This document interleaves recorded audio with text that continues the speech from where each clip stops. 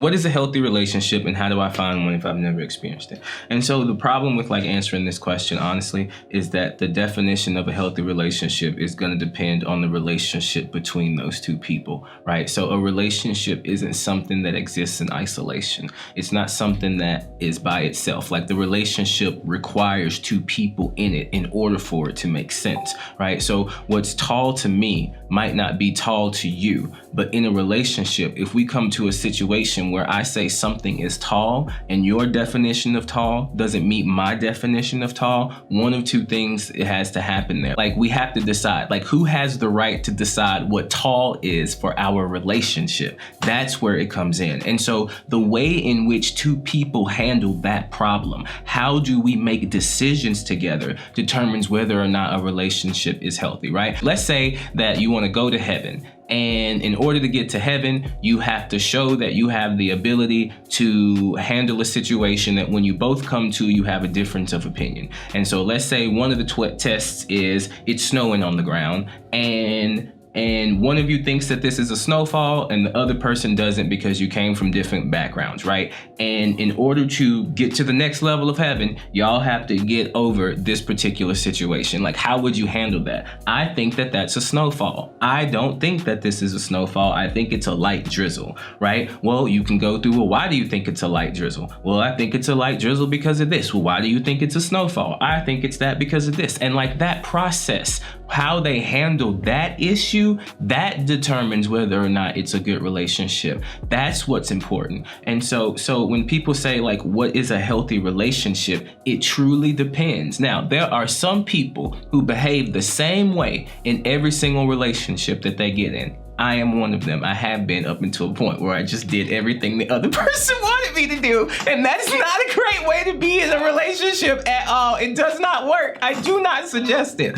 right? And just like I wanted to be the perfect angel in a relationship, there are some motherfuckers out here who are demons, bruh. Literal, if you Christian, literal demons out here. If you're not Christian, metaphorical demons out here, y'all. In relationships, just being assholes to people. Being assholes because they motherfucking can and they don't care, or because of childhood trauma, or because someone did it to them, right? Like you don't know the reasons why they are the way they are. They just are that way. And sometimes something happens in life and it changes them. Like for me, you go through a divorce, that shit will fucking do it for you. If you need anything to help you make a big decision in your life, get fucking divorced, lose your job, have any one of those situations happen to you, and you will motherfucking change, I promise you. What makes a relationship depends on the relationship between those two people. It's the interactions, it's their energy, it's however you want to describe tone of voice, who goes first in a conversation, who answers the question next, who says yes sir, who says no sir, who decides when we have sex, who decides if your reason for having sex is acceptable or not wanting to have sex is acceptable. Is the thing that you want to do crazy? Is it gross? Is it whatever it might be? Is your kink, evidence of your bad childhood? Whatever it might be. Two people have to determine that for themselves. And so that's why when everybody's looking for this advice on how to be in a good relationship,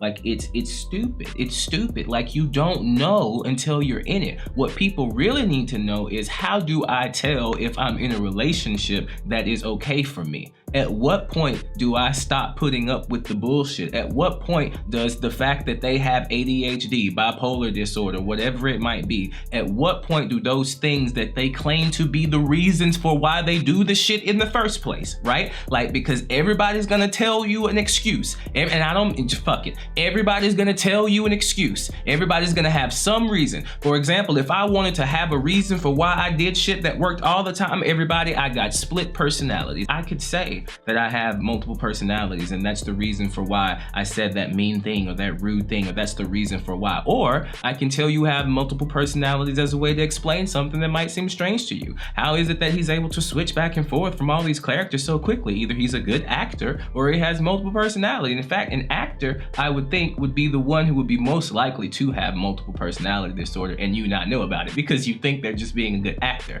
Some people are in relationships with people, boss, that are just just really good fucking actors. They are amazing actors. They do it really well. You know how I know? Because I used to be one. I acted like everything she said was okay. I acted like everything that happened was my fault.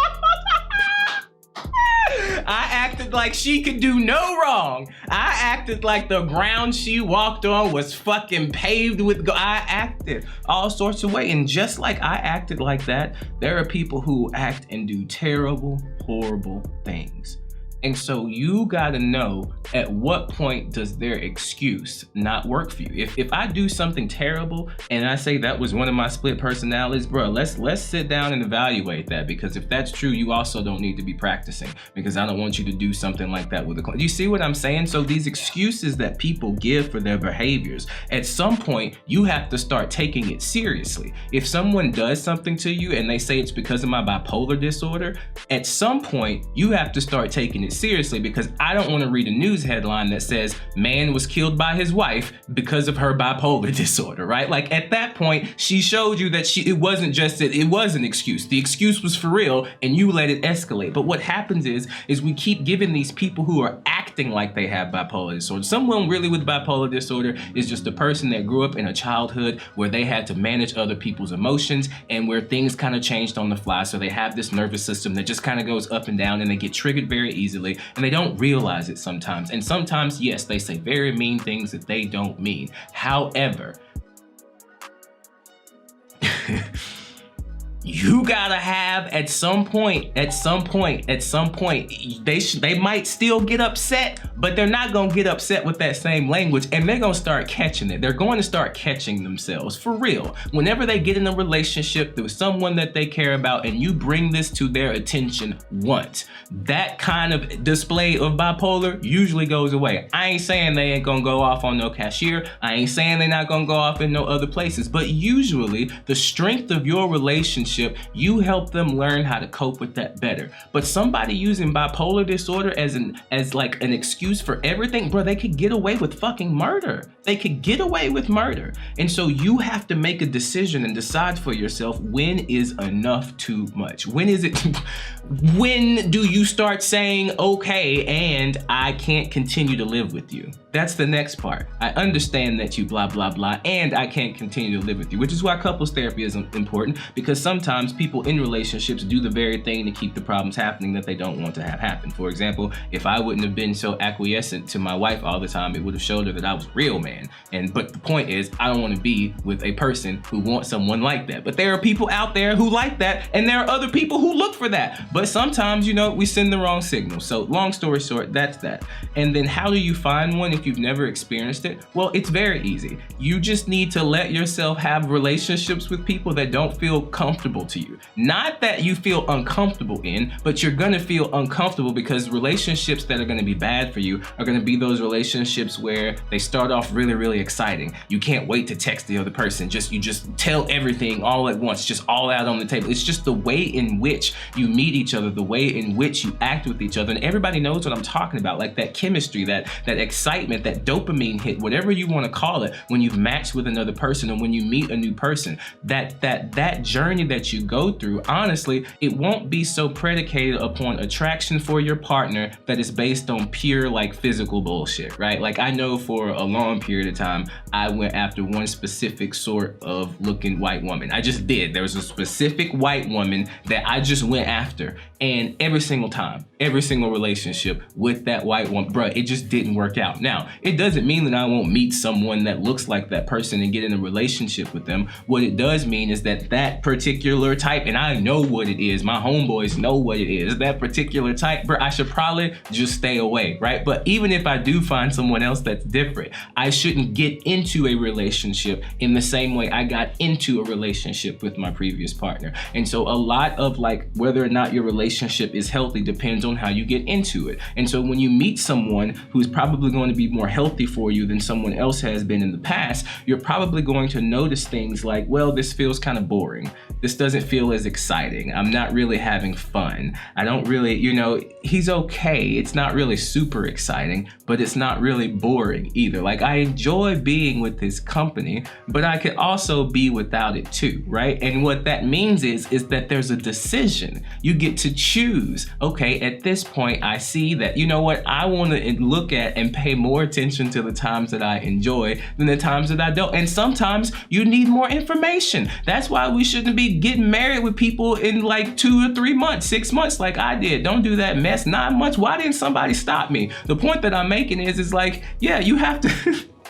it's all so silly the way that we do this. But yeah, sometimes you need more information. Sometimes you need to see what they're like in other situations. Okay, this is what you're like when you're here. What is it like when you're hungry? What is it like when you're angry about things? What is it like whenever you're in your feelings? What is it like whenever you've been wronged? What is it like when you feel like I've wronged you? Because I promise you, those things will not change. The way that, they might, but sometimes they don't. Sometimes they don't. That is that person. That's how they behave in every single fucking situation that they're frustrated, they raise their motherfucking voice. So whether you're cooking with this person, whether you're trying to put on a tire, whether you're trying to change a motherfucking kid's diaper, because I hate when y'all have kids. I hate when two people who shouldn't be together have kids. That's the worst thing ever, because then they stay together for the kids. But long story short, it doesn't matter. It doesn't matter what it is. If that person behaves that way in situations like that, they are going to behave that way in the future. Some people just don't change. And it just takes 7 years for you to figure it out. And it might have been me. I might have been the person that needed to change.